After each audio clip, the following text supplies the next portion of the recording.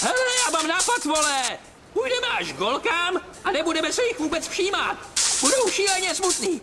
No a pak se jako náhodou otočíme, no a řekneme překvapeně třeba...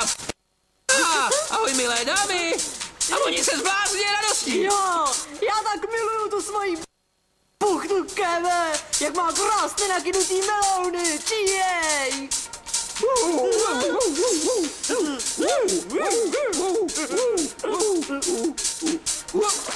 Proč se zas...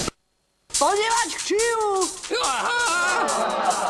Musíš se vychcat do moře, to je základ!